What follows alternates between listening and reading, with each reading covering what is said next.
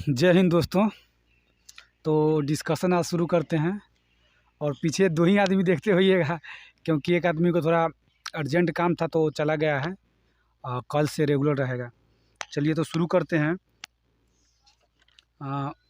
कोशिका विज्ञान जो है ना, कोशिका विज्ञान के एक भाग है कोशिका विभाजन। शुरू करते हैं एकदम बढ़िया से, कोशिका विभाजन शुरू करते हैं। चलिए तो कोशिका विभाजन को सर्वप्रथम किसने देखा? कौन ना ध्यान पीछे भी क्वेश्चन आ चुका है। कोशिका विभाजन सर्वप्रथम किसने देखा? रॉबर्ट हूक बिरचो।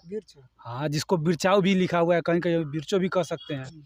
1855 में बिरचाओ ने देखा था कोशिका विभाजन को। चलिए, कोशिका विभाजन कितने प्रकार के होता है? तीन प्रकार के होता है। असूत्री विभाजन, समसूत्री विभाजन और अर्धसूत्री। हाँ, चलिए असूत्री विभाजन के बारे में बता सकते हैं ना? असूत्री विभाजन ऐसा विभाजन है जो कि अविकसित कोशिका में होता है, जो कि विकसित नहीं होता है। असूत्री विभाजन विकसित कोशिका में होता है। अविकसित कोशिका में असूत्री विभाजन। हाँ, असूत्री माने एगो होता है ना असूत्री, तो समसूत्री, तब अर्धसूत्री। तो असूत्री विभाजन हो जो कि विकसित कोशिका में नहीं होता है, अविकसित कोशिका में होता है। जैसे जीवाणु आपको हो गया, नीलहरित सवाल हो गया, ईस्ट हो गया, अमीबा हो गया, प्रोटोजोआ हो गया, ये सभी असूत्री विभाजन का उदाहरण है। चलिए, और असूत्री हो गया। अब समसूत्री विभाजन देखिए, समसूत्री विभाजन की प्रक्रिया को जंतु कोशिका में सबसे पहले किसने देखा? तो समसूत्री कोशिका विभाजन के सबसे पहले माने जंतु कोशिका में जर्मनी के वैज्ञानिक वाल्थेर फ्लेमिंग ने 1879 ईस्वी में देखा। और 1879 में ही देखा। वहीं 1882 में इन्होंने अर्धसूत्री नाम दिया, यानी समसूत्री नाम दिया। हाँ, 1882 में इन्होंने समसूत्री नाम दिया। देख ली कहिए। हाँ, 1879 ईस्वी में। तो समसूत्री को ही माने इंग्लिश में आप कह सकते हैं माइटोसिस नाम यही दिया था। चलिए ठीक है। और माने ये बहुत ही महत्वपूर्ण है, माने समसूत्री विभाजन किस कोशिका में होता है? बहुत ही महत्वपूर्ण क्वेश्चन है, पूछा हुआ क्वेश्चन। समसूत्री विभाजन। हाँ, समसूत्री विभाजन किस कोशिका में होता है? माने समसूत्री विभाजन होता है ना, किस प्रकार की कोशिका में होता है? माने कायिक प्रकार की कोशिका में होता है, यानी कायिक कोशिका में होता है। ठीक है, हो गया। किस विभाजन के फलस्वरूप एक जनन कोशिका से दो संचित कोशिका का निर्माण होता है? किस विभाजन? हाँ, समसूत्री, यानी समसूत्री विभाजन। हाँ, समसूत्री विभाजन है। हाँ, एक संचित कोशिका से दो का निर्माण होता है। समसूत्री। अर्धसूत्री में एक कोशिका से माने एक जनक कोशिका, माने जनक माने एक पिता वाला कोशिका से चार संचित कोशिका माने चार बच्चा वाला कोशिका का निर्माण होता है, संचित कोशिका। अर्धसूत्री में 1 से 4 और समसूत्री में 1 से 2। चलिए, प्रत्येक संचिका कोशिका से यही गुणसूत्र की संख्या जनक कोशिका के बराबर होता है इसमें, यानी इस कोशिका में ना एक जनक कोशिका से दो संचित कोशिका का निर्माण होता है और प्रत्येक संचित कोशिका में गुणसूत्र की संख्या जो है ना जनक कोशिका के गुणसूत्र की संख्या के बराबर होती है। हाँ, समसूत्री विभाजन की सबसे छोटी अवस्था कौन होता है? समसूत्री के हाँ, माने समसूत्री विभाजन होता है सबसे छोटी अवस्था पश्च अवस्था को सबसे छोटी अवस्था कहा जाता है, जो कि 2 से 3 मिनट तक होता है। 2 से 3 मिनट तक। हाँ, 2 से 3 मिनट तक होता है। चलिए, अर्धसूत्री विभाजन का खोज किसने किया था? माने अर्धसूत्री विभाजन को सबसे पहले अर्धसूत्री विभाजन का खोज किसने किया था, बता सकते हैं? देखिए, अर्धसूत्री विभाजन का खोज किया था बीजमैन। हाँ, बीजमैन, यानी अर्धसूत्री विभाजन के खोज सर्वप्रथम बीजमैन ने किया था। इसका सर्वप्रथम विस्तृत अध्ययन किसने किया था? समसूत्री विभाजन की एकदम बढ़िया प्रकार से उसको जानकारी प्राप्त किसने किया था? ट्रांसबर्गर ने 1888 ईस्वी में। ट्रांसबर्गर ने 1888 ईस्वी में। और चलिए, आप बताइए कि किन्होंने कोशिका में अर्धसूत्री विभाजन को मायोसिस नाम दिया? यानी कोशिका में अर्धसूत्री विभाजन को मायोसिस नाम दिया। मायोसिस का मतलब होता है कि अर्धसूत्री विभाजन नाम दिया किसने? तब फार्मर एवं मुर्रे ने 1905 ईस्वी में। फार्मर एवं मुर्रे ने 1905 ईस्वी को। चलिए, आप बताइए। चलिए, ये जो समसूत्री विभाजन था कायिक कोशिका में होता है, लेकिन अर्धसूत्री विभाजन किस कोशिका में होता है? न पता कौन कोशिका? जनन कोशिका में। अर्धसूत्री जनन कोशिका। अर्धसूत्री जनन और समसूत्री न कायिक कोशिका में होता है। ठीक है। अर्धसूत्री कोश का विभाजन निम्न 2 चरणों में पूरा होता है। कौन सा? अर्धसूत्री कोश का विभाजन निम्न 2 चरणों में पूरा होता है, अर्धसूत्री फर्स्ट और अर्धसूत्री सेकेंड। सेकेंड। चलिए, अर्धसूत्री फर्स्ट में गुणसूत्रों की संख्या आधी होती है, यानी अर्धसूत्री फर्स्ट में गुणसूत्रों की संख्या आधी होती है, इसीलिए इसे न्यूनकारी विभाजन भी कहा जाता है। किसको न्यूनकारी विभाजन कहा जाता है? अर्धसूत्री फर्स्ट को। हाँ, अर्धसूत्री सेकेंड के बारे में आगे बात किया जाएगा। अर्धसूत्री सेकेंड जो है ना, समसूत्री विभाजन के बराबर होता है। पहले आप अर्धसूत्री फर्स्ट के समझिए, सीधे अर्धसूत्री रहेगा ना, कितने चरण में पूरा होता है? तो अर्धसूत्री अर्ध सेकेंड और माने अर्धसूत्री फर्स्ट और अर्धसूत्री सेकेंड 2 चरणों में पूरा होता है। चलिए, यही तो जो न्यूनकारी विभाजन होता है अर्धसूत्री फर्स्ट को कहा जाता है। आप बताइए, अर्धसूत्री प्रथम विभाजन में 4 अवस्थाएं होती है। अर्धसूत्री प्रथम विभाजन में 4 अवस्थाएं होती है। चलिए, प्रोफेज फर्स्ट होता है, मेटाफेज फर्स्ट होता है, एनाफेज फर्स्ट होता है और टेलीफेज फर्स्ट होता है। सब फर्स्ट है, सबको फर्स्ट नाम है। यानी prophase first, metaphase first, anaphase first और टेलोफेज फर्स्ट। प्रोफेज फर्स्ट सबसे बड़ी अवस्थाएं होती हैं, यानी अर्धसूत्री विभाजन प्रथम के प्रोफेज प्रथम अवस्था सबसे बड़ी होती है। ये 5 उप अवस्थाओं में विभाजित होता है। तो सबसे बड़ी अवस्था प्रोफेज है। हाँ, तो 4 अवस्था में वो होती है, लेकिन इसकी 5 उप अवस्थाएं होती है प्रोफेज फर्स्ट के, समझे? सबसे बड़ा होता है प्रोफेज फर्स्ट। चलिए, ठीक है, तो अब बताते हैं कौन कौन होता है। प्रोफेज सबसे बड़ा होता है। हाँ, सब प्रोफेज सबसे बड़ा होता है। 5 हाँ, 5 उप अवस्था होता है। 5 उप अवस्था का नाम बता सकते हैं? चलिए, 5 उप अवस्था होता है लेप्टोटीन, जाइगोटीन, लेप्टोटीन जाइगोटीन हो गया, पैकेटीन, डिप्लोटीन, डाइकिनेसिस होता है, माने 5 उप अवस्था होती है। ठीक है, चलिए बताइए, गुणसूत्र उलझे हुए पतले धागों की तरह दिखाई देता है। माने गुणसूत्र जो होता है ना, उलझे हुए माने पतले धागे की तरह दिखाई देता है, उसको क्या कहा जाता है? पीछे भी पढ़ चुके हैं, क्रोमोनीमाटा कहा जाता है।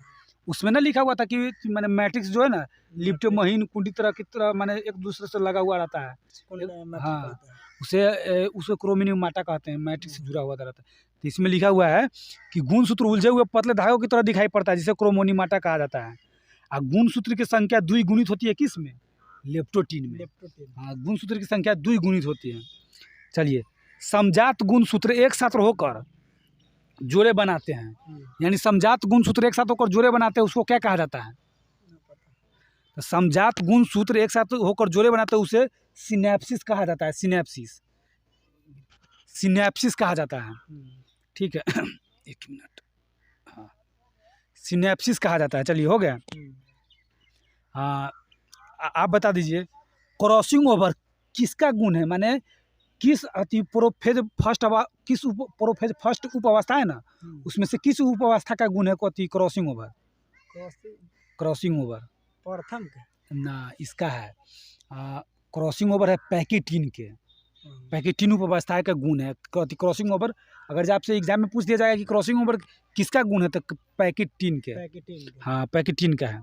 चलिए, जिन विनिमय पैकेटीन अवस्था में होता है, जिन विनिमय पैकेटीन अवस्था में होता है, इसमें क्रॉसिंग ओवर में, या जिन विनिमय पैकेटीन अवस्था में होता है, किसका अवस्था है? तो पैकेटीन अवस्था भी कह सकते हैं। चलिए, किस क्रिया में रिकॉम्बिनेज एंजाइम भाग लेता है? किस क्रिया में रिकॉम्बिनेज एंजाइम भाग लेता है? तो क्रॉसिंग ओवर में जो क्रिया है ना, उसमें रिकॉम्बिनेज एंजाइम भाग लेता है। चलिए, क्रॉसिंग ओवर हमेशा किस चीज़ के बीच उपस्थित होता है? तो क्रॉसिंग ओवर हमेशा नॉन क्रोमेटिड माने अर्धगुणसूत्र, उसका इंग्लिश नाम। हाँ, तो नॉन क्रोमेटिड के बीच उपस्थित होता है। चलिए, आप बताइए, समजात गुणसूत्र अलग होने लगता है, परंतु जोड़े के 2 सदस्य पूर्ण रूप से अलग नहीं हो पाता है, क्योंकि वे कहीं न कहीं एक दूसरे से एक्स के रूप में उलझे हुए रहता है। इसको क्या कहा जाता है? काइएजमाटा कहा जाता है। ठीक है, काइएजमाटा कहा जाता है। काइएजमाटा की औसत संख्या को बारंबारता कहते हैं। काइएजमाटा का अंतःकरण हो जाता है, माने अंतःकरण माने नष्ट हो जाता है। हाँ, काइएजमाटा। चलिए, केंद्रक कला एवं केंद्रिका किस में लुप्त होता है?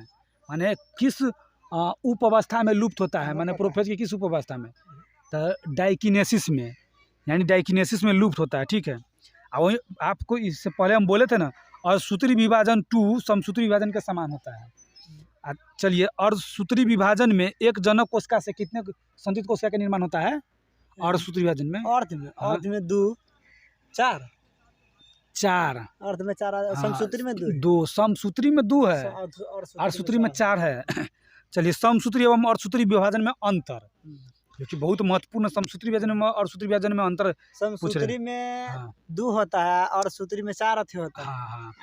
हाँ। और देखिए, सबसे पहले आप बताइए, यह काय कोशिका में समसूत्री विभाजन, समसूत्री में शायद काय खोई है, समसूत्री में काय, उसमें जनन। इसकी अवस्था होती है, माने ये जैसे में समसूत्री विभाजन होती है ना, कम ही समय लगता है उसको विभाजित होने में, लेकिन इसमें ज़्यादा समय लगता है, और सूत्री में समय कम। हाँ, उसमें ज़्यादा लगता है। चलिए, और बता देते हैं, इस विभाजन में एक कोशिका से 2 संचित कोशिका, ये आपसे पहले भी बता दिया गया है कि एक कोशिका से 2 कोशिका बनती है, जबकि इस विभाजन में एक कोशिका से 4 बनती है, माने अर्धसूत्री विभाजन में। हाँ, देखिए, संचित कोशिका में जनक कोशिका ही गुणसूत्र, देखिए संचित कोशिका में जनक जैसी ही गुणसूत्र होने के कारण आनुवंशिक विविधता नहीं पाई जाती। किस में? समसूत्री विभाजन में। माने क्या कह रहा है कि संचित कोशिका में जनक जैसी ही गुणसूत्र होने के कारण आनुवंशिक विविधता नहीं पाया जाता है, माने आनुवंशिक विविधता में समान रहता है आनुवंशिक विविधता, लेकिन इसमें संचित कोशिका में जनक से भिन्न गुणसूत्र होने के कारण आनुवंशिक विविधता पाई जाती है। ठीक है। किसमें गुणसूत्र के आनुवंशिक पदार्थों का आदान प्रदान नहीं होता है?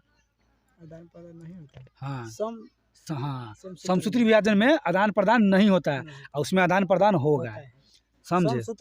हाँ, समसूत्री में आदान प्रदान नहीं होता है, होता है। हाँ, इसकी प्रोफेज अवस्था, समसूत्री विभाजन के प्रोफेज अवस्था छोटी होती है कि बड़ी?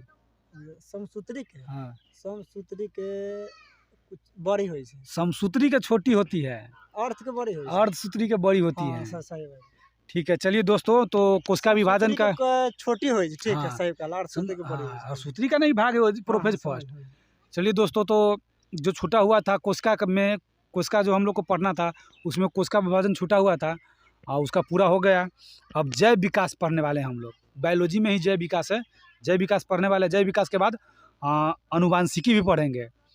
तो आज फिजिक्स और क्या कहते हैं, केमिस्ट्री और करेंट अफेयर लगभग नहीं हो पाएगा, क्योंकि आज जो है ना, आगे के टास्क मिला हुआ था जैव विकास और आनुवांशिकी। ठीक है, तो चलिए अब आप बताइए, जैव विकास के संबंध में अपनी अपनी परिकल्पनाएं किसने सिद्ध किया? माने जैव विकास के संबंध में अपनी अपनी परिकल्पनाएं किसने सिद्ध किया, कि मैंने अपना अपना अथी रखा, अपना विचार रखा जैव विकास के संबंध में?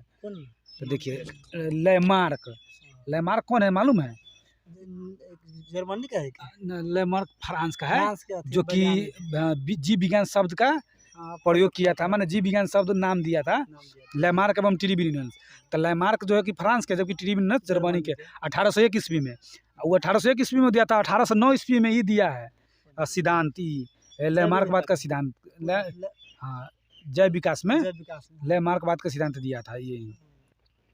चलिए, तो लैमार्क है 1801 ईस्वी में, 1801 ईस्वी में शब्द के खोज किया था, 1809 में ही नाम लैमार्कवाद अपना सिद्धांत दिया था। तो चलिए, आप इस क्वेश्चन का भी जैव विकास के संबंध में अपनी अपनी परिकल्पनाएं सिद्ध की थी।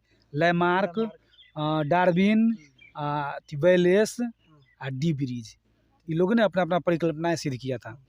चलिए, समजात अंग के बारे में बता सकते हैं कुछ?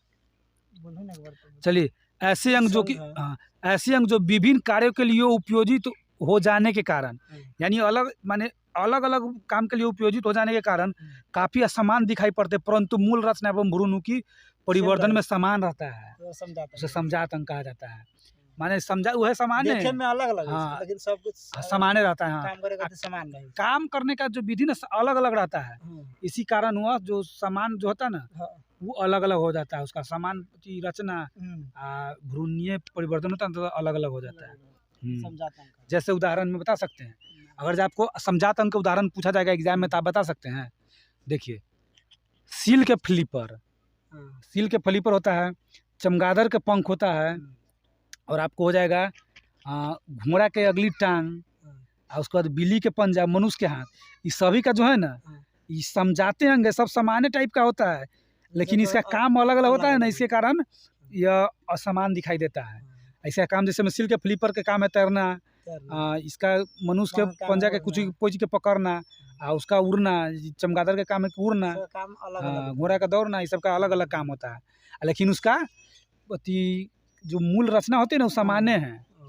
हाँ, तो आप चलिए बताइए इसमें कौन सा हड्डी पाया जाता है? इन सभी में समजात अंग में कौन कौन सा हड्डी पाया जाता है, इसका उदाहरण बता सकते हैं? ह्यूमेरस, हाँ ह्यूमेरस पाया जाता है, रेडियोल्ना पाया जाता है, कार्पल्स और मेटाकार्पल्स भी पाया जाता है। ठीक है, चलिए अब ऐसे अंग जो सामान्य कार्य के लिए उपयोजित हो जाने के कारण समान दिखाई पड़ते हैं परंतु मूल रचना एवं भ्रूणीय परिवर्धन में भिन्न होते हैं, कौन सा अंग कहलाता है? भिन्न होता है। हाँ समरूप। हाँ समरूप, भिन्न होती समरूप है। हाँ मैथ वाला इसमें थोड़ा अलग अलग है, मैथ वाला नहीं है। चलिए भिन्न होता है। हाँ, जैसे में ऐसे अंग जो कि समान कार्य के लिए उपयोजित हो जाने के कारण समान दिखाई पड़ते परंतु मूल रचना समान नहीं होता है। समसूत्री नहीं, समसूत्री थोड़ी ना होगा। वो तो समरूप बोले थे क्या, जिसकी मूल रचना समान होती है लेकिन कार्य अलग अलग होता है, इसलिए वो अति उसे समजात कहा जाता है। इसका जो ना रचना होता है ना जो अलग अलग होता है लेकिन कार्य समान होता है, इसे समरूप कहा जाता है। हाँ, हम लोग की भाषा में जैसे में देखिए उदाहरण के लिए तितली, पक्षी एवं चमगादड़ के पंख उड़ने के कार्य करते हैं लेकिन देखने में समान लगता है ना, परंतु इन सभी की उत्पत्ति अलग अलग ढंग से होती है। यानी तितलियों के पंख की रचना शरीर भीति के भंज द्वारा होता है, और पक्षियों के पक्षियों के अग्रपाद के परों द्वारा होता है, और चमगादड़ के और क्या कहते हैं, और चमगादड़ के पंख की रचना हाथ के 4 लंबी उंगली है ना उससे, और धड़ के जो त्वचा होता है ना उससे होता है। ठीक है, चलिए ऐसे अंग जो कि जीवों के पूर्वजों में पूर्ण विकसित होते हैं, जीव के पूर्वजों में पूर्ण विकसित होते हैं, ऐसे अंग जीव के पूर्वजों में पूर्ण विकसित होते परंतु वातावरणीय परिस्थितियों में बदलाव से इसका महत्व समाप्त हो जाने के कारण विकास क्रम में इसका क्रमिक लोप होने लगता है, उसे क्या कहा जाता है? अवशेषी अंग। माने पूर्वजों में विकसित था लेकिन आने वाले उनके पीढ़ी में खत्म होते जा रहा है।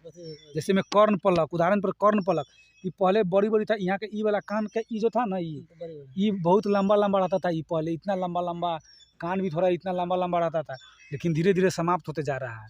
जैसे में त्वचीय बाल, पहले ये सब पर बाल रहता था, अभी भी कुछ आदमी को देखिएगा लेकिन ये सब समाप्त हो गया। वर्मी फॉर्म माने अपेंडिक्स पेट में जो ना क्या कहते हैं मांस निकल जाता है, धीरे धीरे सब समाप्त होते जा रहा है।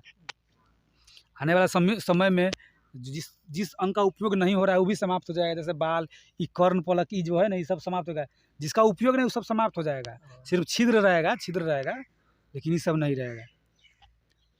चलिए मनुष्य में अभी भी लगभग 100 अवशेषी अंग है, ये अवशेषी अंग जो ना जिसका कोई उपयोग नहीं है, फालतू का उपयोग, अभी भी 100 अवशेषी अंग है। हाँ चलिए सर्वप्रथम प्रकाश संश्लेषी जीव कौन है? सर्वप्रथम प्रकाश संश्लेषी जीव यानी सर्वप्रथम प्रकाश संश्लेषी जीव साइनोबैक्टीरिया है। अब पक्षियों का विकास किस चीज से हुआ है? सरीसृप से। सरीसृप हुए, सरीसृप नहीं होता है, सरीसृप से हुआ है पक्षियों का विकास। और जल स्थल चर जीवों का विकास किस चीज से हुआ है? जल स्थल चर का मतलब हो गया जल में भी रहने वाला और पृथ्वी जमीन पर भी रहता है, जल जमीन दोनों पर रह सकता है, उसका विकास किस चीज से हुआ है? मत्स्य वर्ग से हुआ है। हाँ मत्स्य वर्ग से।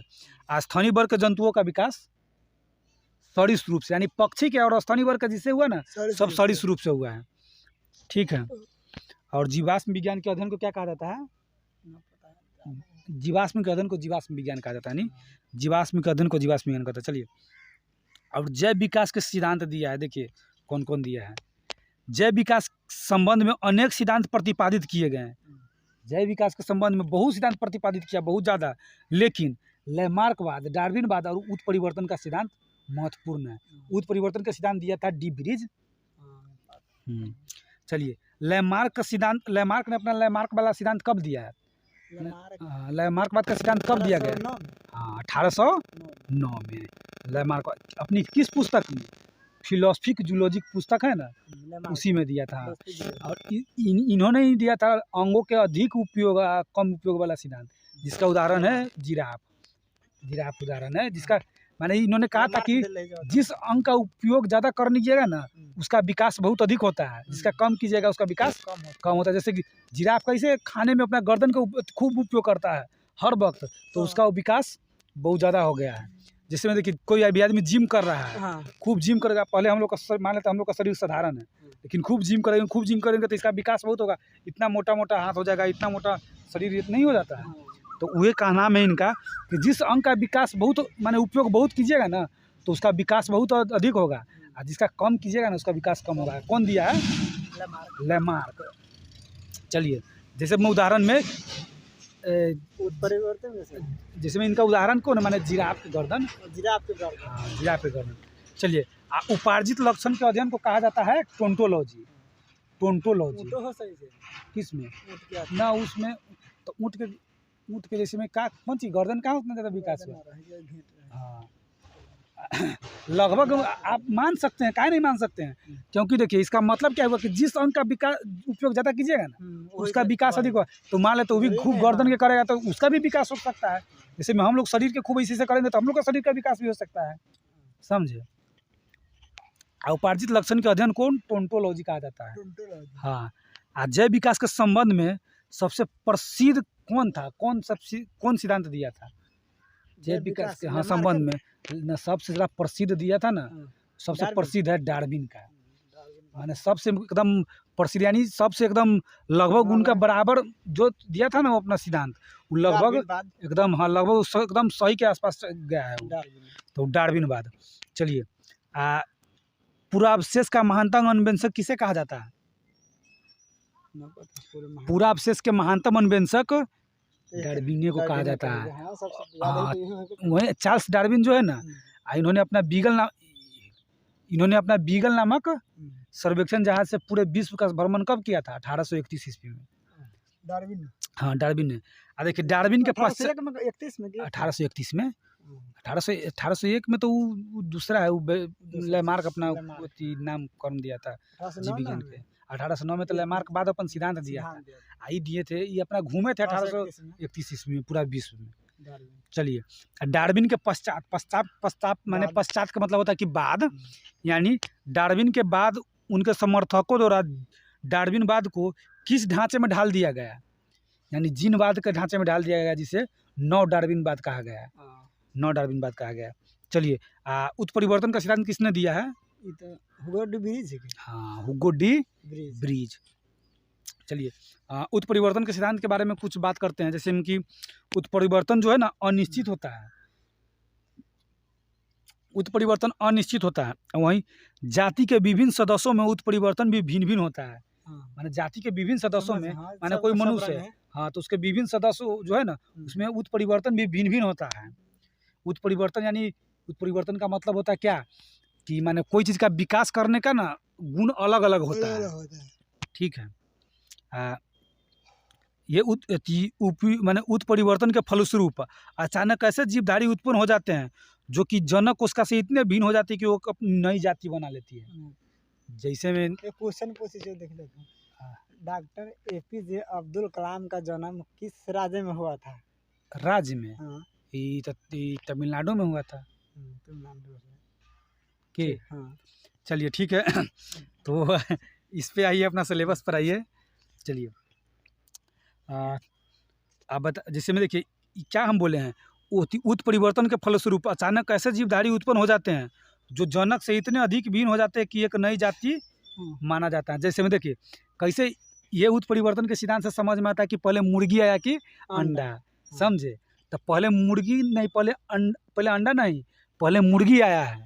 ये उत्परिवर्तन के सिद्धांत के कारण माना जैसे में होता है ना कि न करा कि जनक उसका से भिन्न होता है। तो जैसे में कोई जीव है, मान लेते किसी का कान्हा बच्चा पैदा हुआ, तो फिर उसका शादी हुआ तो कान्हे बच्चा पैदा हुआ, कान्हे करते करते कान्हा के वो अलग बहुत ज़्यादा संख्या हो जाएगा, तो माने वो अलग अपना जातीय को बना लिया। हाँ तो ऐसा नहीं हुआ कि माने पक्षी जो सब था ना, तो पक्षी ऐसा करते करते उनका एगो अलग अथी हो गया, गुण अलग गुण के कारण मुर्गी माने जन्म ले लिया है, मुर्गी बन गया एगो अलग गुण कारण। मुर्गी के बाद अंडा। हाँ तो मुर्गी जब हो गया तो उसके बाद अंडा होने लगा। चलिए ठीक है दोस्तों, तो अब जीन के भीतर अनुक्रम आधार परिवर्तन को क्या कहा जाता है? जीन के भीतर माने जीन के भीतर अनुक्रम आधार परिवर्तन को क्या कहा जाता है? उत्परिवर्तन कहा जाता है। चलिए ठीक है दोस्तों, तो जय विकास खत्म हो गया, एकदम लगभग एक भी क्वेश्चन नहीं छूटा होगा। चलिए अब आते हैं अनुवांशिकी पे, जो कि बहुत ही महत्वपूर्ण है, जो कि ये बार बार क्वेश्चन पूछा जाता है। अनुवांशिक हाँ यहाँ पे है। चलिए अनुवांशिक भी है थोड़ा। चलिए आप बताइए, वे लक्षण जो पीढ़ी दर पीढ़ी संचारित होते रहते हैं उसको क्या कहा जाता है? गुणसूत्र अनुवांशिकी कहा जाता है। अनुवांशिकी के अध्ययन को क्या कहा जाता है? अनुवांशिक के अध्ययन को अनुवांशिक यानी जेनेटिक्स। अनुवांशिक के बारे में सर्वप्रथम जानकारी कहाँ के वैज्ञानिक दिया था? ऑस्ट्रिया के कौन सा वैज्ञानिक दिया था? Gregor John Mendel. ठीक है। अनुवांशिकी का पिता किसे कहा जाता है? ग्रेगर जॉन मेंडल को अनुवांशिकी का पिता कहा जाता है। चलिए अनुवांशिकता माने अनुवांशिकता शब्द किसने दिया है? शब्द ये ना, शब्द दूसरा आदमी दिया है, माने वाटसन। सीधे ना वाटसन जैसे वाटसन एगो अलग वैज्ञानिक है, क्रिक एगो अलग वैज्ञानिक है। उन्होंने डीएनए के कुंडली संरचना न दिया था, वो है दोनों हाँ। ये 1953 में 1953 में वो दिया था। हाँ वाटसन अलग है, क्रिक दोनों आदमी मिल के किया था वो। आई सीधे दिया है विलियम वाटसन। जीन शब्द का प्रयोग किसने किया है सबसे पहले? हरगोविंद खुराना कहले ना, वो तो प्रयोगशाला में जीन शब्द का प्रयोग जीन के कोड का प्रयोग हरगोविंद खुराना किया था। आई हो गया वो जॉनसन हाँ जॉनसन ने किया था। देखिए हाँ, अनुवांशिकी संबंधित प्रयोग के लिए मेंडल ने सबसे पहले किस पौधे का चुनाव किया था? मटर के पौधे का चुनाव किया था। चलिए मेंडल ने पहले एक जोड़ी फिर 2 जोड़ी विपरीत गुणों वाली वंशागति का अध्ययन किया, जिसे क्रमशः क्या क्या कहा गया? यानी एक संकरीय क्रॉस और 2 संकरीय क्रॉस। मेंडल ने एक जोड़ी माने एक जोड़ी और फिर 2 जोड़ी माने लिया है, माने कोई पौधे जैसे में मान लेते हैं, आपको बता देते हैं। जैसे देखिए मेंडल ने एक संकरीय क्रॉस के लिए एक लंबे और एक बौने पौधे के बीच क्रॉस करवाया, माने वो बहुत लंबा पौधा को बहुत छोटा पौधे के बीच क्रॉस करवाया था। तो आप बता दीजिए कि एक संकरीय क्रॉस में F2PD के पौधे का फिनोटाइप अनुपात कितना होता है? यानी सीधे कह सकते हैं कि एक संकरीय क्रॉस में फिनोटाइप का अनुपात कितना होता है? तो 3:1 होता है। जीनोटाइप का कितना होता है?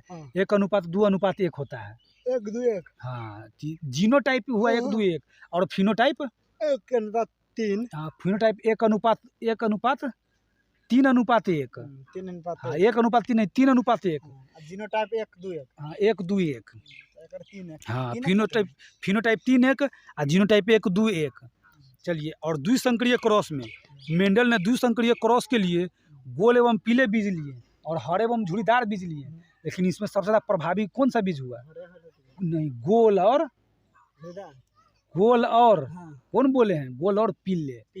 हाँ हरा झुड़ीदार एक साथ लिए थे, गोल और पीले लिए थे एक साथ, लेकिन सबसे प्रभावी गोल और पीले। हाँ तो इसके कहना कैसे हुआ कि एक संकरीय क्रॉस का जीनोटाइप और फिनोटाइप, तो इसका भी द्विसंकरीय का जीनोटाइप फिनोटाइप बता सकते हैं?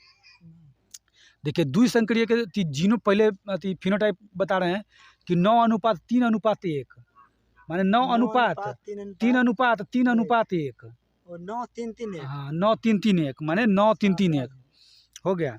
और इसका हो गया, इसका जीनोटाइप कितना हो जाएगा? पहले किसका था? 1:2:1 पहले 3:1 रहा।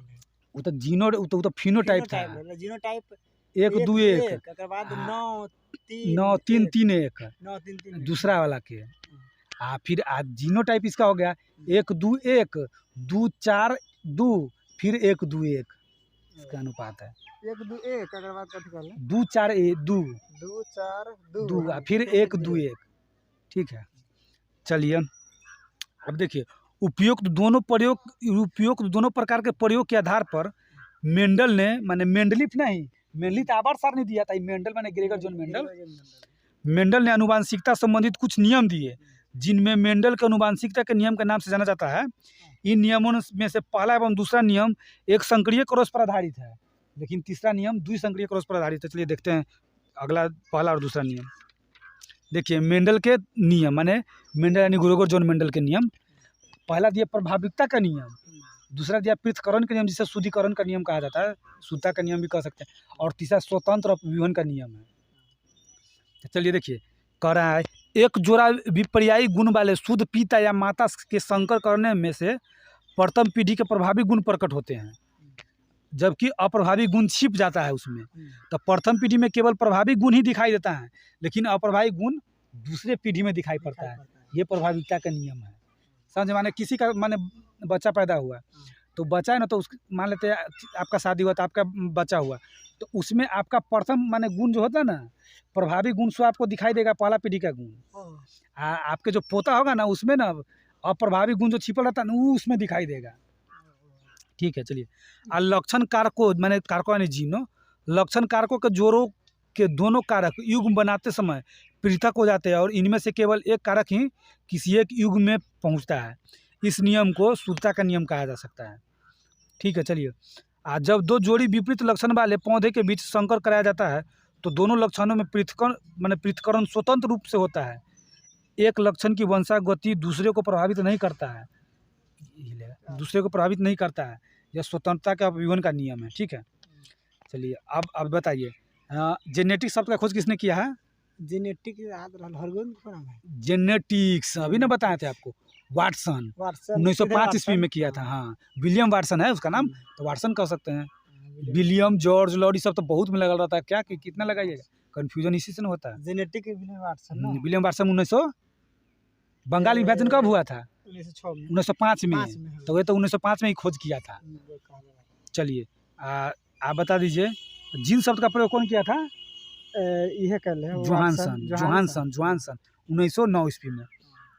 देखिए, जीनोटाइप फिनोटाइप आपसे जो पूछ रहे थे ना, वो आया। देखिए, जीवधारी को जो लक्षण प्रत्यक्ष रूप में दिखाई देता है, जीवधारी को जो लक्षण प्रत्यक्ष रूप से दिखाई देता है उसे फिनोटाइप, हाँ, फिनोटाइप कहते हैं। यानी जीवधारियों को जो लक्षण प्रत्यक्ष रूप से दिखाई देता है उसे फिनोटाइप कहते हैं।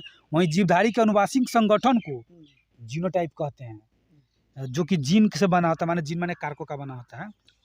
एक और है, देखिए, एक ही गुण के विभिन्न विपर्यायी रूप को प्रकट, माने एक ही गुण है लेकिन उसका रूप बहुत प्रकट करता है, उसको क्या कहा जाता है? किताबी भाषा से थोड़ा हट के बताते हैं ताकि समझ में भी आए। चलिए, तब बताइए क्या हुआ, बताएं कि नहीं? या क्या कह रहे हैं कि माने एक ही गुण के विभिन्न विपर्यायी रूपों को प्रकट करने वाले लक्षण या कारकों को एक दूसरे को युग्म विकल्प यानी एलील कहा जाता है। माने एक ही प्रकार के गुण है लेकिन उसको विभिन्न प्रकार से प्रकट करता है, हाँ, सब प्रकार से दिखाता है, उसे युग्म विकल्पी या एलील कहा जाता है। चलिए, ठीक है। अब सहलगनता बहुत ही महत्वपूर्ण है। वास्तव में एक गुणसूत्र पर स्थित जीन ही सहलगन जीन कहे जाते हैं, समझे। लिंग सहलगनता की सर्वप्रथम विस्तृत अध्ययन किसने किया था? मॉर्गन किया था 1910 ईस्वी में। यानी लिंग सहलगनता की सर्वप्रथम विस्तृत व्याख्या मॉर्गन 1910 ईस्वी में किया था। लिंग सहलगनता के सर्वप्रथम विस्तृत अध्ययन माने मॉर्गन 1910 ईस्वी में किया था। ठीक है। अब मनुष्य में कई लिंग सहलगन गुण होते हैं, नाम बता सकते हैं? जैसे में लिंग सहलगन गुण, जैसे मेरे रंग वर्णता ने कलर ब्लाइंडनेस ना होता है, रंग वर्णता, गंजापन, रंग वर्णता हुए, गंजापन माने लिंग रंग वर्णता, गंजापन, हीमोफीलिया जो कि एलिजाबेथ प्रथम को हुआ था, एलिजाबेथ द्वितीय का साथ हुआ था। रंग वर्णता और उसके बाद हाँ, मैंने रंग वर्णता हो गया, गंजापन हो गया, हीमोफीलिया हो गया, मायोपिया हो गया, आपको होता हाइपर ट्राइकोसिस हो गया, ये सब होता है ना। ना, हाइपरमेट्रोपिया नहीं होगा, सीधा मायोपिया है। ठीक है, चलिए। तो अब बताइए, लिंग सहलगन गुण जो है ना, स्त्रियों की अपेक्षा पुरुष में ज़्यादा होता है। स्त्रियों में कम ही होता है लेकिन पुरुष में बहुत अधिक मात्रा में होता है। हाँ, चलिए। अब मानव अनुवांशिकी पूछ रहे हैं, मानव अनुवांशिकी। चलिए, तो 1 मिनट थोड़ा ये बढ़ा देते हैं, तो अंधेरा हो गया। चलिए, अंधेरा हो गया था तो ये बढ़ाना पड़ा ब्राइटनेस। चलिए, ठीक है। गुणसूत्र का नामकरण किसने किया था? W. वाल्टेयर 1888 ईस्वी में। यानी डब्ल्यू वाल्टियर 1888 में। हाँ हाँ देखिए, लेकिन इसका खोज गुणसूत्र का दूसरा आदमी किया है, हॉफमिस्टर। हाँ 1888 में ही किया है इसका डब्ल्यू वाल्टियर, इसका नामकरण। 1888 में एक और चीज़ हुआ है मालूम है, अर्ध गुणसूत्र के जो ना विस्तृत व्याख्या ट्रांसबर्गर किया था 1888 में। चलिए ठीक है। गुणसूत्र में पाए जाने वाले आनुवांशिक पदार्थ को क्या कहा जाता है? गुणसूत्र में पाए जाने वाले आनुवांशिक पदार्थ को जीनोम कहा जाता है, जिस पर जीन होता है। गुणसूत्र के बाहर जीन यदि कोशिका द्रव के कोशिकांग में होती है, यानी कि गुणसूत्र के बाहर जीन यदि कोशिका द्रव के कोशिकांग में होता है तो उसे क्या कहा जाता है? Plasma gene. जीन की आधुनिक विचारधारा किसने दिया है? जीन की आधुनिक विचारधारा एस बेंजर ने दिया है 1956 में। ठीक है। आप बता दीजिए जीन के कार्य की इकाई को क्या कहा जाता है? सिस्टरॉन। और जीन के उत्परिवर्तन के नियम को क्या क्या कहा जाता है? न्यूट्रॉन। माने जीन के उत्परिवर्तन के इकाई को हाँ, माने जैसे भी कहना जीन की कार्य की इकाई को सिस्टरॉन कहा जाता है, और जीन के उत्परिवर्तन की इकाई को न्यूट्रॉन कहा जाता है, और जीन के संयोजन की इकाई को क्या कहा जाता है? रेकॉन। मानव में 20 अमीनो अम्ल पाया जाता है। ठीक है। जैसे हम देखिए आरएनए का संश्लेषण करना डीएनए से होता है, तो इसी डीएनए का संश्लेषण किस चीज से होता है? डीएनए के हाँ, गुणसूत्र डीएनए पॉलीमरेज एंजाइम से होता है। डीएनए पॉलीमरेज एंजाइम का खोज किसने किया है? कोनबर्ग। कब? 1962 में। चलिए आप बताते हैं मनुष्य में गुणसूत्र की संख्या कितनी होती है? मनुष्य में गुणसूत्र की संख्या 23 जोड़ी। कितने? 23 जोड़ा। हाँ 23 जोड़ा, यानी 23 गुना 46 हुआ। चलिए देखिए, शुक्र जनन में अर्धसूत्री विभाजन द्वारा 2 प्रकार के शुक्राणु बनते हैं। आधे में वे 23वीं जोड़ी एक्स गुणसूत्र आता है, अर्थात हाँ 22 प्लस एक्स। हाँ हाँ, तो वही ना 23वीं जोड़ी माने अथी बनता है, यानी 22 प्लस एक्स, और 22 प्लस एक्स अथी बनता है महिला में, माने समान, माने 22 प्लस एक्स और 22 प्लस एक्स महिला में, और 22 प्लस एक्स और 22 प्लस वाई पुरुष में बनता है। तो वहीं पुरुष के जो वाई गुणसूत्र होता है ना, वही निर्धारण करता है माने कि बच्चा जो हो रहा है सो लड़का है कि लड़की है, समझे? हाँ माने तो लड़का है, हाँ वाई चल उसको थोड़ा मारो तो वो बकरी क्या कहते हैं पेड़ खा रहा है, कुछ चीज़ से फेंक के मारो ना, कोई चीज़ से मार के भगा उसको। यहाँ पे बकरी से परेशान रहते हैं हम लोग। पेड़ पौधा रोपा हुआ है और बकरी आता है खा जाता है। मारो भगा उसको जल्दी। आ जाओ। चलिए ठीक है, आइए जल्दी आइए, आप थोड़ा आई हैं। हाँ 100 दिन बकरी से यहाँ परेशान रहते हैं हम लोग। चलिए ठीक है। और गुणसूत्र संतान में लिंग निर्धारण के लिए उत्तरदायी होता है। किसका गुणसूत्र संतान में लिंग निर्धारण के लिए? मर्द के। हाँ पुरुष का, यानी वाई गया तो लड़का, एक्स गया तो लड़की। चलिए, प्रखनली शिशु के मामले में निषेचन प्रखनली के अंदर होता है, और शिशु का पितृत्व स्थापित करने के लिए डीएनए फिंगरप्रिंट का प्रयोग किया जाता है, शिशु का पितृत्व स्थापित करने के लिए। चलिए, अब जीव या जाति में गुणसूत्र की संख्या पूछ रहे हैं, बहुत इंपॉर्टेंट है, बहुत पूछा जाता है क्वेश्चन। चलिए, एस्केरिस में गुणसूत्र की संख्या कितनी होती है? एस्केरिस में 2 होता है। और मच्छर में गुणसूत्र की संख्या कितना होता है? मच्छर में 6 होता है। घरेलू मक्खी में 12 होता है। जिसका जो ये क्या कहते हैं मटर के पौधा का पहला प्रयोग किया था गेरगर जॉन मेंडल, तो उसमें कितना होता है गुणसूत्र की संख्या? मटर में हाँ मटर में 14 होता है। प्याज में 16 होता है। मक्का में 20 होता है। और मक्का में 20 हो गया। मक्का के बाद आप चले आइए, और आलू में तो 48 होता है। मक्का के बाद मैंने सीरियली ढंग से बता रहे हैं। मक्का में आपको कितना हो गया? 20। वहीं टमाटर में 24। टमाटर में कितना? 24। टमाटर में 24। मेढक में 26। नींबू में 18 और या 16 होता है। 18 और 16 होता है। बिल्ली में 18 या 36 होता है। किस चीज़ में? नींबू में 18 और 36। 18 और 36 हाँ नींबू में। और आप बता दीजिए बिल्ली में कितना होता है? बिल्ली में 38 होता है। और चूहा में कितना होता है? मैंने मूस वाला चूहा में मूस वाला चूहा में होता है 40 और 42 होता है रैट वाला चूहा में। ठीक है, मैंने वो छुछुंदर होता है, एगो मुँह से छुछुंदर वाला में हुआ। ठीक है, हाँ, मुँह से छुछुंदर हुए दोनों माने चूहे कहलाता है। और हो गया, और मनुष्य में 46, गेहूँ में भी 42 होता है। ठीक है, और आलू में हो गया 48, चिंपांजी में हो गया 48, तंबाकू में हो गया 48, घोड़ा में हो गया 64, बंदर में आपको वही बंदर में तो 21 दूना 42 को होता है बंदरों में। और आप फिर घोड़ा में आपको कितना होगा 64, कुत्ता में 78, और कुत्ता के बाद आपको आ गया कुत्ता हो गया। कुत्ता के बाद कौन होगा?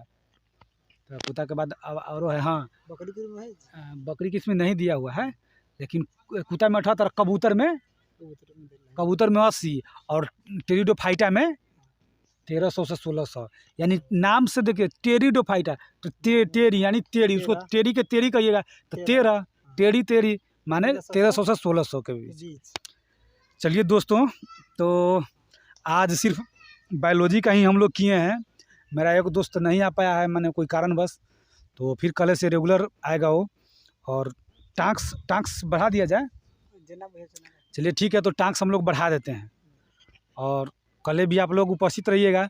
देखिए लुसेंट हम लोग सिर्फ रटा नहीं मारते हैं, हम लोग क्वेश्चन के इस प्रकार से बनता है उस प्रकार के बना के बताते हैं। यानी सीख जाइएगा इसमें, जिसको नहीं बनाने आता है।